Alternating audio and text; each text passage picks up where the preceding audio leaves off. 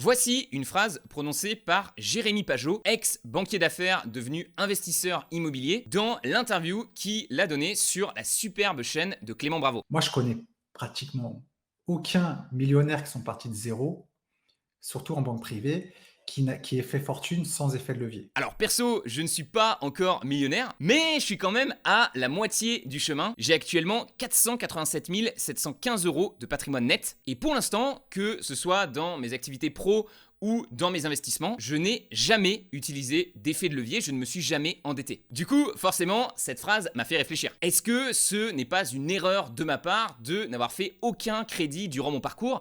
Est-ce que ça m'aurait pas permis d'aller plus vite? Et puis surtout, est-ce qu'aujourd'hui, je ne fais pas fausse route en ignorant complètement le crédit bancaire et les investissements en immobilier? C'est ce qu'on va essayer de voir ensemble dans cette nouvelle vidéo, les amis. Alors, on va parler un petit peu de mon cas, mais j'ai surtout envie qu'on s'attarde sur le cas général de quelqu'un qui partirait de zéro. Est-ce que s'endetter est vraiment la meilleure manière de s'enrichir lorsqu'on démarre? Ou alors, est-ce qu'il existe d'autres options qui sont aussi viables? Souhaitant quitter son emploi salarié au plus vite, dans l'interview, Jérémy explique justement que lorsqu'il a démarré, il s'est tourné directement vers l'immobilier, car contrairement à la bourse, en IMO, il allait pouvoir faire un crédit à la banque et ainsi investir une somme beaucoup plus importante dès le départ. Et sur ce point-là, je le rejoins complètement. Si on imagine 3 grandes solutions pour remplacer son salaire au plus vite, bourse, immobilier et entrepreneuriat, la bourse serait sûrement la solution la plus longue des 3. Si vous mettez 15% de vos revenus de côté, ce qui est la moyenne française, et que vous les investissez en bourse, il vous faudra quand même 38 ans pour devenir 100% libre financièrement grâce aux dividendes. Donc voilà, c'est une superbe stratégie pour obtenir une belle retraite sans trop forcer, mais clairement, c'est pas quelque chose qui va vous permettre de quitter votre emploi du jour au lendemain. On peut accélérer ce processus en épargnant un pourcentage plus important de son salaire.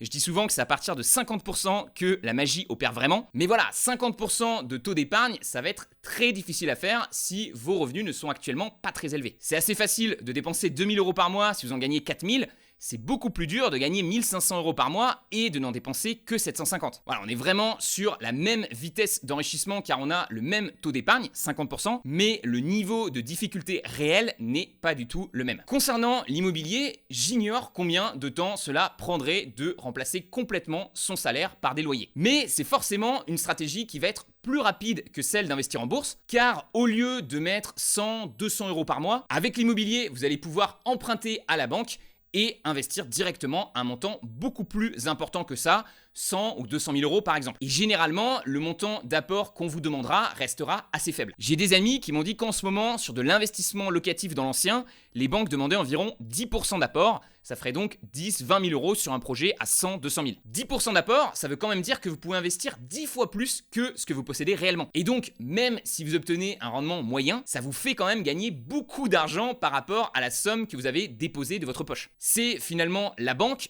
et votre locataire qui font le plus gros effort financier dans l'histoire. Maintenant, attention, entre les recherches, les visites, la signature de biens, les travaux et la mise en location, c'est un procédé qui va vous demander beaucoup plus de temps et d'efforts que de simplement investir en bourse. Et d'après ce que j'ai compris, il ne suffit pas de faire une seule opération en immobilier pour remplacer son salaire, il va généralement falloir en faire plusieurs. Afin d'obtenir plus de rentabilité dès le début, beaucoup de formateurs en IMO recommandent d'acheter un immeuble de rapport ou de faire une colocation, une division, de la location saisonnière. C'est vraiment des stratégies intéressantes, mais clairement, on est sur des techniques d'investissement qui vont demander plus de temps, de réflexion et de compétences qu'une location classique. Je pense que c'est pas forcément à la portée de tout le monde et vu l'expertise plus les contacts que vont demander ce genre de projet, pour moi, on est quasiment sur un second métier. C'est un métier très très bien payé, mais un métier quand même. Ce qui m'emmène justement sur notre dernière option, l'entrepreneuriat. Des 3, je pense que c'est la solution qui permet de remplacer le plus rapidement votre salaire. Au début, les revenus ne sont pas dingues, mais avec le temps, ils peuvent augmenter de manière très très importante. Personnellement, en m'y mettant à fond, j'ai galéré pendant 4 ans. Je gagnais à peine 500 euros par mois avec mon business sur Internet. Mais par la suite, je suis parvenu à générer plus de 10 000 euros par mois sur 3 activités en ligne différentes. De 2016 à 2017, l'e-commerce.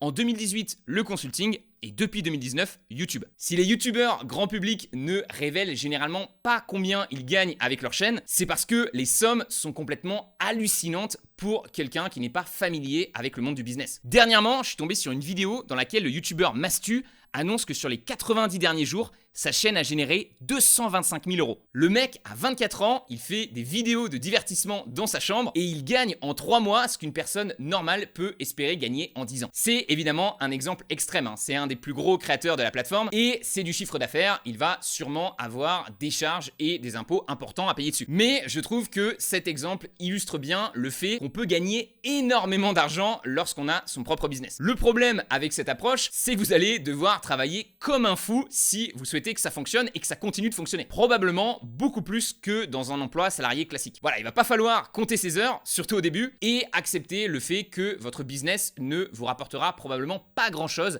avant plusieurs années. Si on est réaliste, vos chances de réussite ici sont aussi beaucoup plus faibles que dans les deux autres options. Vous pouvez être à peu près sûr de parvenir à générer du rendement en bourse, hein, il suffit d'acheter des bonnes actions et de les garder sur le long terme. C'est déjà un peu plus dur de faire une bonne opération en immobilier. Il va falloir bien connaître votre secteur, négocier le prix du bien, trouver la bonne personne pour les travaux, etc. Et enfin, parvenir à créer un business à succès en partant de zéro, c'est sûrement la chose la plus difficile à faire des trois, c'est celle qui va demander le plus de compétences. Si l'entrepreneuriat vous intéresse, une bonne technique que je vous conseillerais ici pour accélérer les choses et augmenter vos chances de réussite, ça serait de commencer avec des projets freelance. Ça vous permet de bien comprendre les rouages du secteur qui vous intéresse et si vous êtes doué dans ce que vous faites, vous devriez pouvoir augmenter vos revenus de manière beaucoup plus importante que dans un travail classique. Vraiment, je pense que bien gagner sa vie en freelance, c'est aujourd'hui quelque chose d'accessible, surtout si vous êtes prêt à vous former sur les compétences les plus recherchées en ce moment. Personnellement, dans mon entreprise, je donne de beaux revenus à 3 compétences freelance. 1, la création de contenu, écrire des textes intéressants. 2, le montage, rendre une vidéo dynamique. Et enfin 3, le codage, créer des applications web ou mobiles. Voilà, en résumé les amis, on pourrait dire qu'il n'y a pas trop de secrets. La rapidité des résultats est liée à l'intensité des efforts qui vont être fournis. Plus ça va vous demander du travail, aujourd'hui comme demain, et plus vite vous pouvez remplacer votre salaire. On voit que l'investissement immobilier via le crédit est un bon entre-deux. On a un effort raisonnable et un rendement qui est correct, mais ça ne conviendra pas pour autant à tous les profils. Personnellement, j'avais déjà fait tellement d'efforts dans mon business sur internet que la bourse et son côté passif m'ont tout de suite beaucoup plus attiré que l'immobilier et son côté plus prenant. J'ai également réalisé que vu que j'étais à mon compte, j'avais un coût d'opportunité avec l'immobilier. Chaque heure que j'allais passer sur un projet IMO, c'était une heure que je ne pourrais pas passer sur mon business en ligne. Si acheter un bien IMO me demande par exemple 100 heures de travail, est-ce que je ne gagnerais pas plus à mettre ces 100 heures de travail dans mon business sur internet? Si vous êtes en CDI à heure fixe, cette logique ne s'applique évidemment pas, mais si vous êtes comme moi à votre compte, je pense qu'il faut bien faire les calculs. Au final, l'immobilier locatif me semble donc plus intéressant si vous êtes salarié avec un revenu fixe faible et du temps libre, que si vous êtes indépendant avec un revenu variable important et des journées qui sont déjà bien remplies. En vrai, depuis le début de cette vidéo, j'oppose l'IMO et la bourse, mais la meilleure idée, c'est peut-être simplement de faire les deux. Utiliser l'effet de levier de la banque afin d'investir tout de suite beaucoup d'argent, et avec la bourse, réinvestir le surplus de cash que vous parvenez à dégager grâce à vos biens immobiliers. J'ai fait un sondage sur l'onglet communauté, et il semble que vous êtes 43% à suivre cette stratégie-là. Dans tous les cas, je pense que c'est plutôt malin de maîtriser ces deux investissements. Si vous faites de l'IMO, il y a forcément un moment où vous ne parviendrez pas à réinvestir 100% du cash que vous avez dans des nouveaux projets, et la bourse pourrait alors bien vous être utile à ce moment-là. Et si vous faites de la bourse, à moins de vivre en location toute votre vie, il y a bien un jour ou l'autre où vous finirez forcément par investir dans l'immobilier lorsque vous achèterez votre résidence principale. Donc ça peut être bien de au moins maîtriser les bases. Et par rapport à mon problème de temps, on m'a dit que beaucoup de choses pouvaient quand même être déléguées en immobilier et qu'il existait même désormais des solutions d'investissement IMO clé en main. Des sites comme Mastéos, Bivouac, investissementlocatif.com qui permettent d'investir en IMO, donc d'utiliser sa ligne de crédit qui est disponible à la banque, sans pour autant y passer trop de temps. Je me demande quand même si ces solutions-là sont vraiment passives et si la renta reste correcte malgré tout. Si vous avez déjà utilisé ce genre de service, je suis preneur de vos retours en commentaire. C'est potentiellement une solution que je regarderai de plus près si un jour je retourne en France. Actuellement, je suis expatrié à l'île Maurice et je n'ai du coup pas du tout accès au crédit bancaire. Et acheter de l'immobilier cash ne ferait pas bien sens dans mon cas, car je sais que je peux obtenir une rentabilité similaire en bourse, d'une manière que j'estime beaucoup plus simple et plus diversifiée. Grâce aux sociétés immobilières cotées en bourse, je peux facilement m'exposer à de l'immobilier locatif sans pour autant avoir besoin d'acheter des biens en physique. Et je trouve que les rendements offerts par cette stratégie sont très corrects. Si par exemple vous aviez acheté 10 000 € d'actions Realty.com il y a 10 ans, vous auriez quasiment aujourd'hui fait x3 sur votre investissement. Vous auriez récupéré 7 490 € de loyer sous forme de dividendes et 20 869 € de plus-value sur votre action. Voilà, 10% de rendement annuel, c'est plutôt sympa, surtout pour le peu d'efforts que ça demande. Il suffit en fait d'acheter les actions. Bon, mais vous l'avez deviné, le gros problème de cette stratégie, c'est que la banque ne va pas vous prêter 200 000 € pour acheter ce genre de produits financiers. Il existe quand même des possibilités de faire un crédit en France pour acheter de l'immobilier papier en utilisant par exemple les SCPI. Mais là, on sort du marché boursier, c'est du non-coté et il va falloir bien se renseigner. Les contraintes et les frais sont généralement beaucoup plus importants que lorsque ce sont des actions cotées. Il existe aussi la possibilité d'emprunter de l'argent pour investir en bourse en passant directement par son courtier. Et les taux sont plutôt intéressants. Vous voyez sur Interactive Broker entre 1,5 et 0,75%. Mais là aussi, il va falloir faire attention, ça peut être vraiment dangereux car les conditions de prêt ne sont pas du tout les mêmes que dans un crédit classique à la banque. Vous allez devoir mettre les actions que vous possédez en garantie. Donc déjà, il va falloir un certain capital. Et si jamais le marché chute trop, le courtier va vous demander de rajouter rapidement de l'argent sur votre compte ou sinon, il sera forcé de vendre vos actions au pire moment possible. Je pense quand même qu'il est possible d'utiliser de l'effet de levier en bourse de manière intelligente en empruntant par exemple un pourcentage très faible par rapport à son capital total, mais ça reste un outil à manier avec beaucoup de précautions et c'est clairement pas quelque chose que je conseillerais à quelqu'un qui débute. Pareil en ce qui concerne l'entrepreneuriat. Emprunter de l'argent pour un projet pro, ça peut être utile, mais vous avez intérêt à bien connaître les chiffres de votre business. Quand on s'endette, il faut toujours bien faire les calculs et les prévisions sont souvent beaucoup plus compliquées à faire dans un business que dans un bien immobilier. Et c'est d'ailleurs pour ça que les banques prêtent plus difficilement pour des prêts professionnels. Comme je vous l'ai dit plus haut, aujourd'hui, grâce à Internet, il existe plein de manières d'entreprendre qui ne nécessitent absolument pas de s'endetter. Donc là aussi, comme pour la bourse, si vous débutez, je vous recommanderais plutôt de commencer sans crédit. Bon, depuis tout à l'heure, je vous parle de raisons très logiques pour choisir un investissement plutôt qu'un autre, mais la réalité, c'est que vos choix d'investissement devraient aussi et surtout se baser sur vos préférences personnelles. Certaines personnes vont être beaucoup plus rassurées d'investir leur argent en immobilier parce que c'est physique et qu'elles peuvent réellement toucher le bien. Mais si comme moi, vous êtes né avec une souris dans la main, le côté digital des actions ne devrait pas du tout vous gêner.